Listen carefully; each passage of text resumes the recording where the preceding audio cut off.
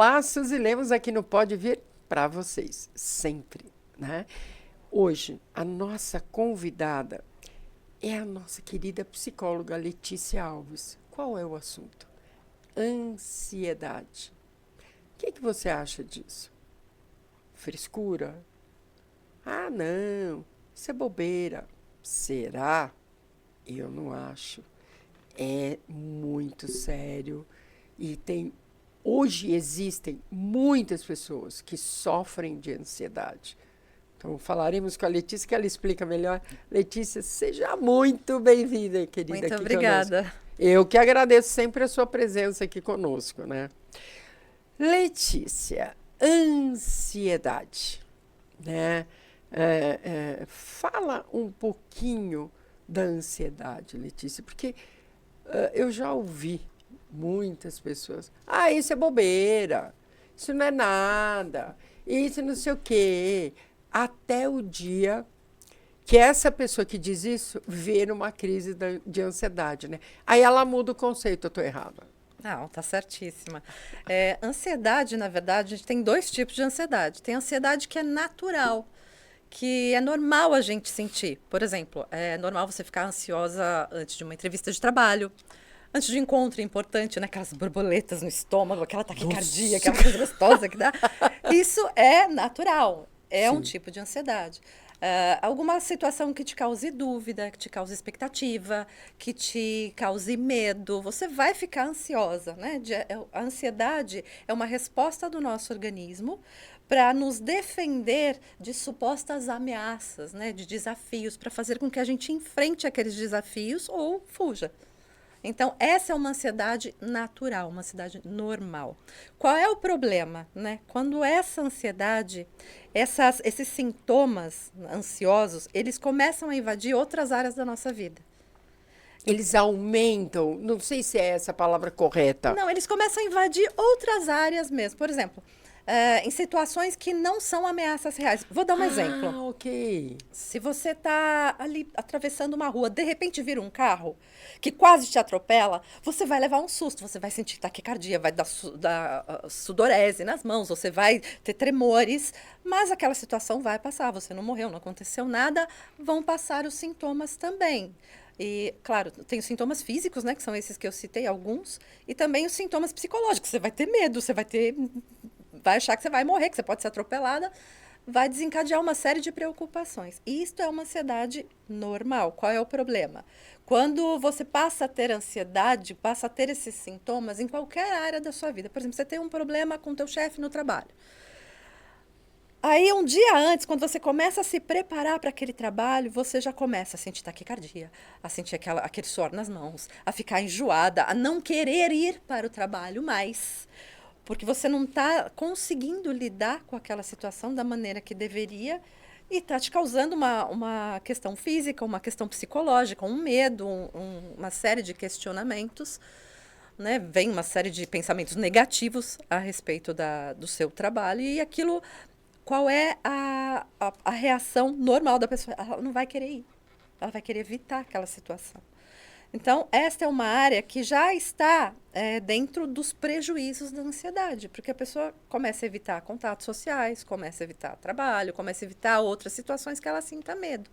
Olha que interessante. Então, aí já é algo mais para TAG, que a gente chama Então, que é o transtorno de ansiedade generalizada, que é que uma é o coisa que você explicou. diferente, sim, daquela ansiedade que é natural.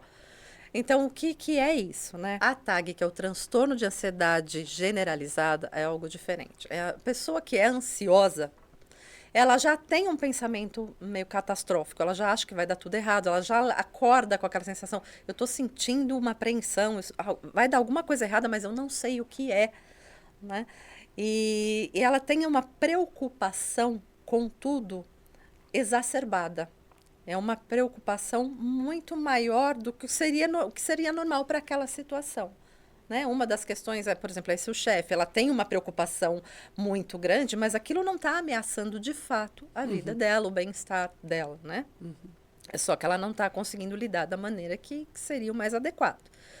Então, a pessoa pode ter crises de ansiedade. né?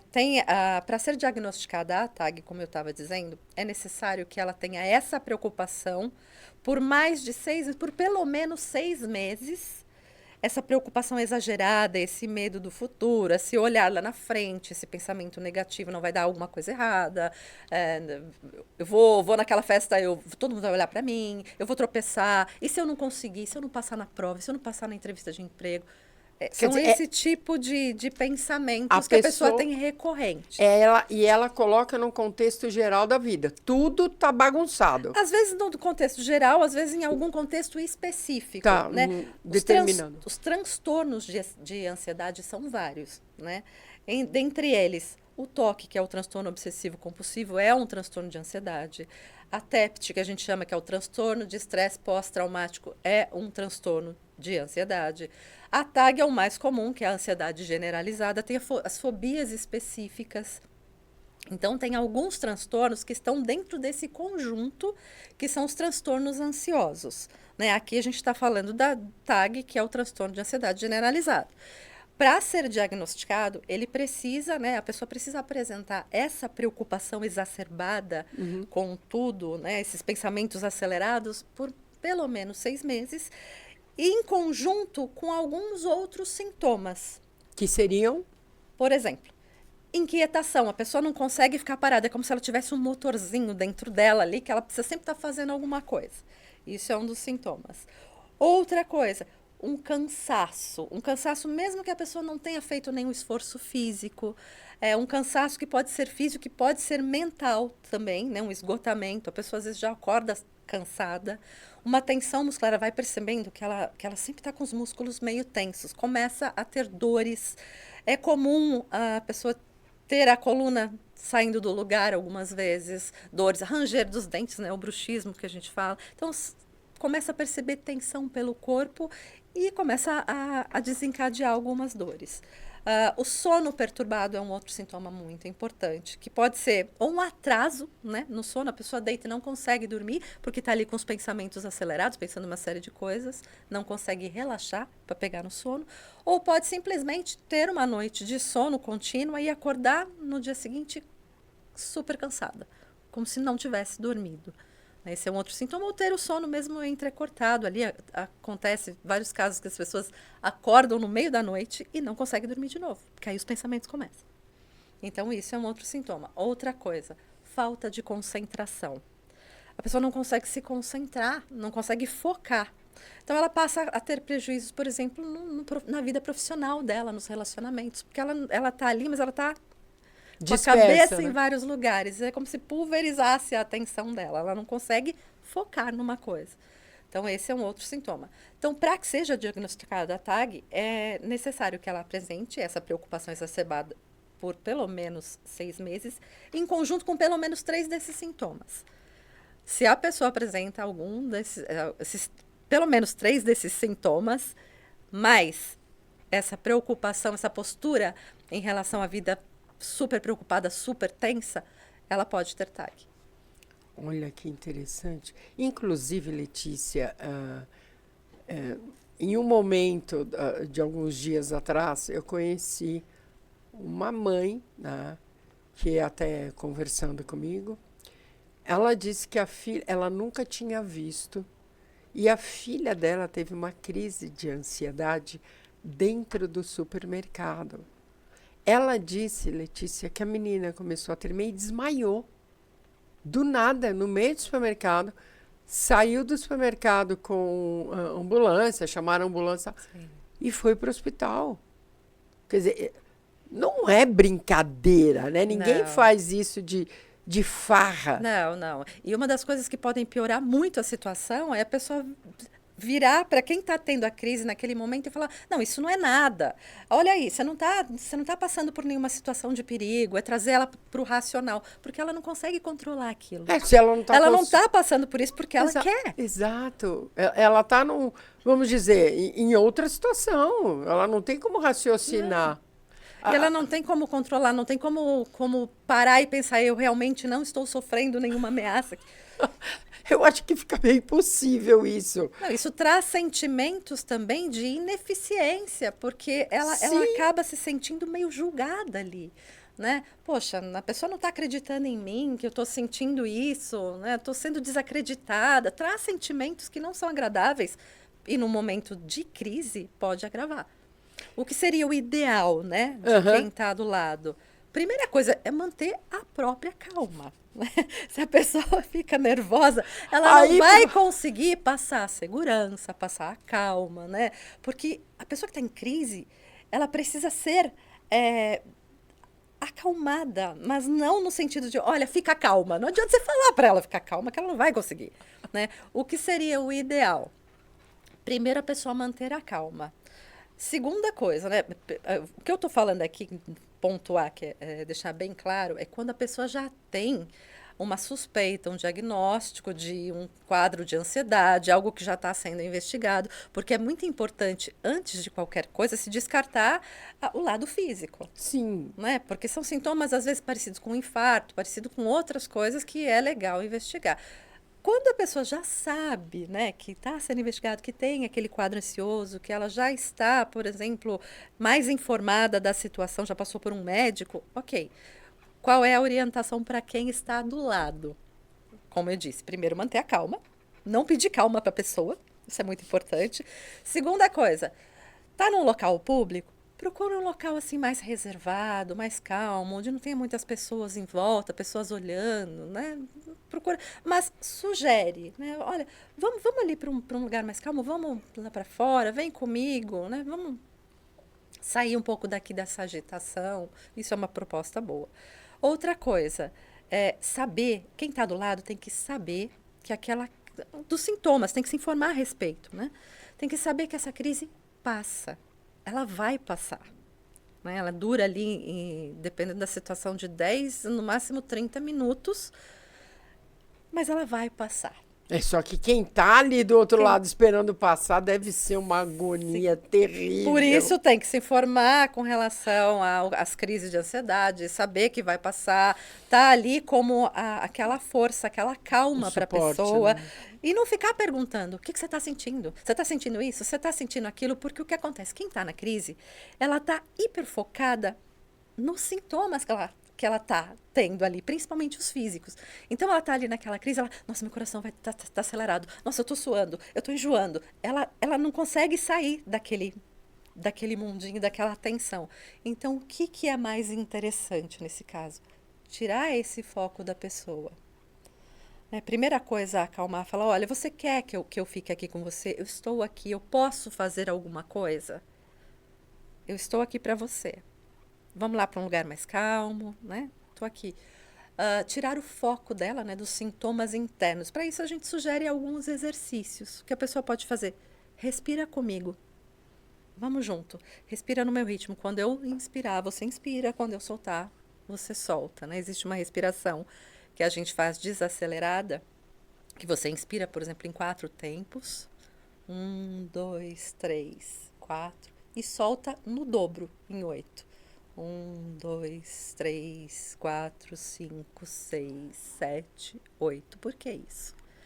Para você esvaziar esse ar que está ali, né? Acalmar, mudar o ritmo da respiração. Se ela está prestando atenção numa outra pessoa, fica mais fácil para ela seguir. O interessante é que esse exercício, independente da pessoa ter ansiedade ou não, eu acho que resolve para várias situações. Não, resolve, né? Até para aquela ansiedade normal que né? eu te falei. Não, né? Independente de qualquer coisa. Eu acho que isso te dá um momento de relax. Né? Eu estou comigo. Exatamente isso. Porque eu estou comigo. Deixando um pouco a questão só da ansiedade de lado, a gente vive num estresse, num mundo corrido. Quem para, às vezes, está ali naquele movimento acelerado, fazendo milhões de coisas, se preocupando com milhões de contas, com milhões de compromissos. A gente precisa parar em alguns momentos e ficar com a gente mesma ali, relaxar, respira. Né? Respira. Tenha consciência, né, do teu corpo, de você, para depois ir para o mundo. Isso ajuda muito, ajuda inclusive, ajuda a baixar o estresse e ajuda também a pessoa não entrar numa crise de ansiedade. Né? Não entrar, estando lá, ajuda a sair. Vai ser de uma hora para outra? Não, não adianta ficar cobrando a pessoa. Você já está melhor? Tudo que acelera, tudo que coloca pressão em cima de quem está tendo a crise não é legal. Você tem que aliviar. Não piorar. Não piorar.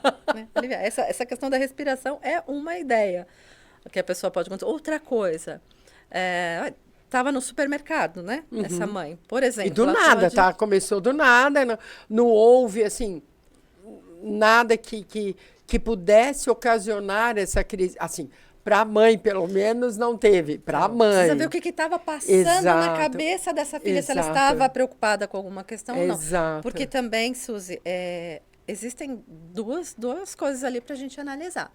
E que só um profissional, né, no tratamento vai saber diagnosticar. Existe uma coisa que é crise de ansiedade, existe outra coisa que é crise de pânico. Qual é a diferença? Então, a diferença é que a crise de pânico ela vem muito mais intensa. A pessoa acha que vai morrer. Ela tem sintomas físicos, pode haver desmaios, inclusive, mas ela tem aquela crença que ela está morrendo, que vai acontecer alguma coisa muito grave, e é muito intensa. E a crise de pânico é isso. Ela tem um pico muito rápido. E muito alto. Do nada, sem motivo nenhum. Normalmente, na ansiedade, a gente já tem ali alguns pensamentos, alguma coisa que já incomoda a pessoa, algumas situações que já vão trazendo a atenção dela, que ela já vai ficando tensa, alguma área da vida dela que incomoda. Né? Tem um motivo por trás, tem alguma questão, alguma situação que desencadeia. A síndrome de pânico, não. A crise de pânico, não. A síndrome é quando já é diagnosticada. Não, vem do nada, sem motivo aparente. A pessoa pode estar sentadinha no sofá, assistindo filme, e de repente começa a sentir aqueles sintomas, achar que vai morrer. Então, Uau. Ela atinge um pico muito rápido. Ela tem mais ou menos ali uma duração de 30 minutos também, e ela vai descendo. Só que ela vai diminuindo e não chega no estágio que estava antes. Ela já fica com ansiedade um pouco maior. É comum a pessoa ficar numa sensação de que parece que aquilo é irreal, parece que ela não está ali. A gente chama de despersonalização. Então, ela fica com uma sensação meio esquisita depois até que passe de vez. E esse pico da crise do pânico pode acontecer com a pessoa calma ou com ela já num estado ansioso, também preocupada com alguma coisa. Mas é muito diferente, né? Ela é muito mais intensa. Aquilo, a pessoa acha que realmente vai morrer. Que loucura. Agora, crise de ansiedade, ela tem variações. Não é aquela coisa do pico rápido. Né? Ela já tem aquele movimento, aquela preocupação, aqueles pensamentos acelerados que vão dando aquelas reações físicas e mentais, uma sensação de medo, de preocupação, de dúvida, expectativa, esse tipo de coisa em várias áreas da vida. Bom, como a pauta é ansiedade, eu te perguntarei referente à ansiedade. Obviamente que tem tratamento, né, Letícia? Tem tratamento. E, assim, principalmente, terapia cognitivo-comportamental. Por quê? Primeira coisa, é que tem mais evidência, né, de sucesso nesses casos, de resultado, evidências comprovadas cientificamente, né, artigos. Por que isso? Porque ela vai vai identificar esses pensamentos e mudar os padrões dos pensamentos que estão causando e alimentando essa ansiedade. Então, ao longo do tempo, o ideal é que a pessoa vá se sentindo menos ansiosa, porque ela vai aprendendo a lidar com esses pensamentos. Agora, o que é necessário além da terapia? São 3 frentes, na verdade, né? Uma delas é a terapia. A outra é mudança no estilo de vida. Né? Então, é necessário que a pessoa tenha momentos de calma, tenha um lazer, tenha a interação social, cuidar da alimentação, né? Fazer exercícios sempre, que é algo que traz endorfinas, traz toda essa ajuda a controlar, né, esse nervosismo, essa calma, essa agitação. E, em alguns casos, medicação.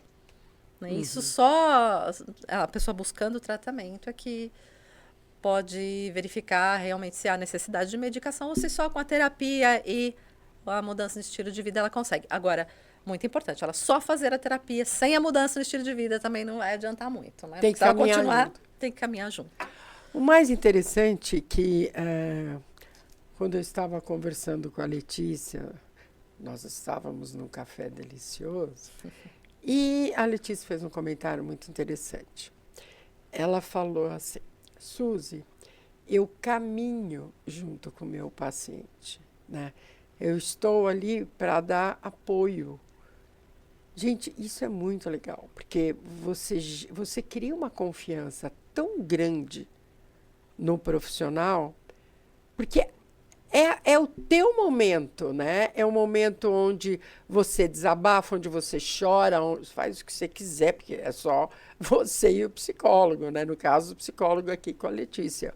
Então, é o teu momento, né? De você buscar dentro de você, com a ajuda de uma profissional como a Letícia, você saber o que eu faço, para onde que eu vou, que caminho eu tomo. Então, eu achei muito interessante esse teu comentário, Letícia. Eu estou do lado, eu tô dando esse apoio. Isso é muito bacana, né? O carinho, Suzy, né? é que assim, sabe, as pessoas, elas têm receio às vezes de buscar terapia. Porque elas ainda vêm com aquela visão de fora, eu vou falar isso para psicóloga, ela vai me julgar, ela vai olhar para mim de tal jeito. Ela não sei se ela vai poder me ajudar. Então, assim, Tem vergonha às vezes, né? tem vergonha, tem coisas, às vezes, que a gente. Isso é comigo também, né? Eu também faço minha terapia. Às vezes a gente não conta de cara mesmo. Porque existe um período ali que está se criando um vínculo terapêutico. Né? Tá ali, deixa eu ver se quem é essa pessoa, como é que é, se eu me sinto à vontade. E passado esse período, as pessoas acabam se soltando mais. O que eu vejo assim, né? Elas têm receio, às vezes não buscam por receio, mas elas nunca experimentaram, elas não sabem como é estar num ambiente que é neutro. E o que é mais importante é um ambiente em que a pessoa está ali para ser, primeira coisa, é para ela ser acolhida. Ela leva dores, a gente acolhe, a gente não vai ali. Eu não vou olhar para a pessoa com olhos de julgamento. Ela está me trazendo tal problema, né? Que coisa, isso não é grave. Não existe nada, nenhuma dor que não seja grave, que não seja doída, porque quem sente sabe o que aquilo está pesando. Então, quando a pessoa chega na minha frente, eu já penso assim, que bom que você veio, porque muitos não vêm. Né? Muitos não têm essa coragem. E já que você teve essa coragem, eu gostaria, assim, que todos entendessem, quem já buscou terapia e que eu não buscou ainda, sabe? O que eu quero, o que eu mais queria que as pessoas entendessem, assim, cara, que eu queria dizer, eu tô aqui junto com você, eu tô do teu lado. Eu não tô aqui para te criticar, para julgar a sua dor. Eu não tô aqui para olhar com olhos de fora. Eu tô aqui para estar aqui, ó, do seu lado, caminhando junto com você. Qual o caminho que você gostaria de ir? Você gostaria de ir por esse aqui, você não está conseguindo? Eu te ajudo. Vamos ver o que é necessário para isso. Vamos entender quais são os seus pensamentos, o que está te atrapalhando chegar ali onde você quer.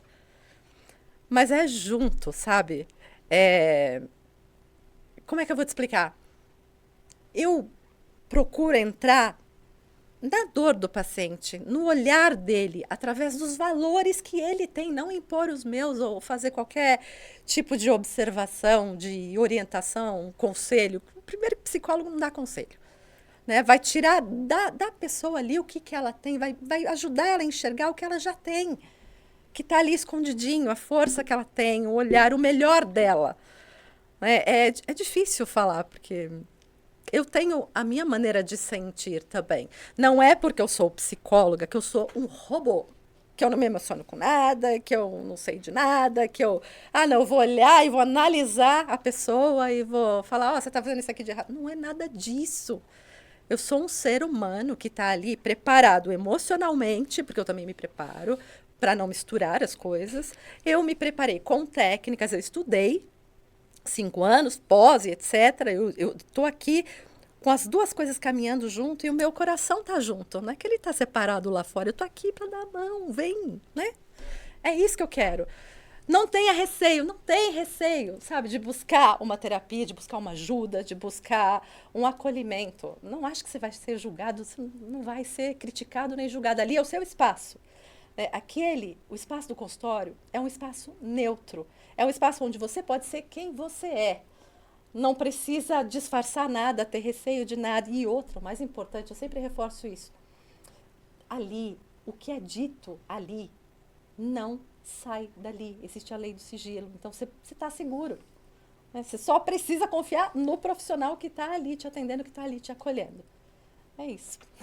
Uau! Depois dessa, não tenho muito o que falar. Eu falei, né? Foi. Letícia, olha, eu adorei a tua entrevista. Eu acho que as pessoas estão sentindo, com certeza, no coração o que você falou, até porque os seus olhos brilham quando você fala disso. Eu amo o que eu faço. Eu queria que as pessoas, sabe, se livrassem desse receio e se dessem a oportunidade de experimentar. Vai numa sessão, fala comigo um dia, sabe? Uma vez. Vai lá ver como é que é. Não fica aí imaginando o que pode ser. Vamos lá, então, Letícia. Obviamente eu me empolguei, que... né? Não, eu acho que foi excelente, tá? Eu amei. Eu amei, sinceramente. Porque eu acho que é isso que as pessoas precisam ter. Esse carinho, esse acolhimento. Olha, eu tô aqui, entendeu? Não para te criticar, mas para te ajudar. Eu tô aqui por você. Te direcionar de alguma forma. Letícia, amei a tua entrevista. Ai, que bom. Muito obrigada por estar aqui. Obviamente que virá novamente. É sempre um prazer estar aqui. Eu adoro. Vamos buscar novas pautas interessantes que possam ajudar todo mundo. E seria bem bacana também se a gente tivesse algumas sugestões de vocês. O que vocês gostariam que a gente conversasse? Né? O que seria mais interessante colocar aqui em pauta para a gente tirar as dúvidas? Letícia, muito obrigada por estar aqui. Eu que agradeço, Suzy. É Obrigada sempre um prazer mesmo. estar aqui. E você? Prestou atenção hoje? Que delícia. Eu acho que a coisa mais bonita que tem é quando você sente que alguém realmente se preocupa com você. E quem se preocupa com você não precisa ser da sua família. Aquela pessoa que está ali do seu lado, aqui eu menciono do psicólogo, ele tem que te fazer parte de você. Ele tem que te entender. E eu, Suzy, indico de coração a Letícia. Eu gosto muito do trabalho da Letícia. Entre em contato com ela. Está aqui o Instagram, né, Letícia, que você usa bastante. O WhatsApp, né? Que está aqui o WhatsApp dela. Converse, pergunte, veja como funciona, como não funciona. E sai desse universo. Se abra. Se abra, porque você tem muito que viver. E você merece viver e ser feliz. Tudo isso para você aqui no Pode Vir com Suzy Lemos. Até a próxima.